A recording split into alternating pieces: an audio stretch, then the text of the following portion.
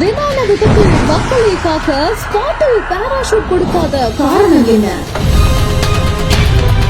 பயணிகளின் கடைசி நிமிடங்களில் கூட விபத்தில் பாராசூட் கொடுக்காதது ஏன்? விமானத்தில் பாராசூட்டை பயன்படுத்துவதற்கு பின்னால் இவ்வளவு சிரமங்கள் இருக்கிறதா?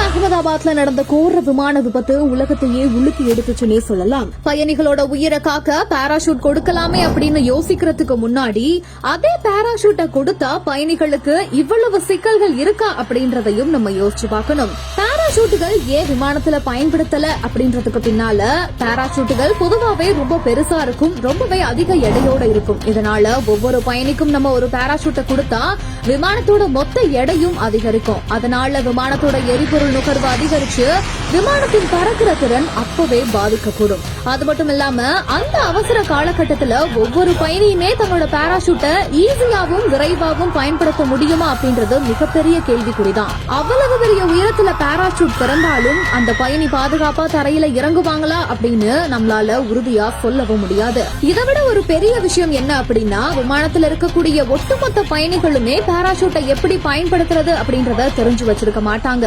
சில பயணிகள் அந்த பாராசூட்டை தவறுதலா திறந்து விடலாம், இல்லனா பாராசூட்டை சரியா பயன்படுத்த தெரியாம சிக்கல்ல கூட மாட்டிக்கொள்ளலாம். அந்த ஒரு பயணி செய்யக்கூடிய ஒரு தவறு அங்க இருக்கிற ஒட்டுமொத்த பயணிகளோட உயிருக்குமே ஆபத்து விளைவிக்கலாம். இப்படிப்பட்ட பல காரணங்கள்னாலதான் விமானத்துல அவசர காலங்கள்ல கூட பாராசூட்டை பயணிகளுக்கு வழங்கப்படுறது கிடையாது.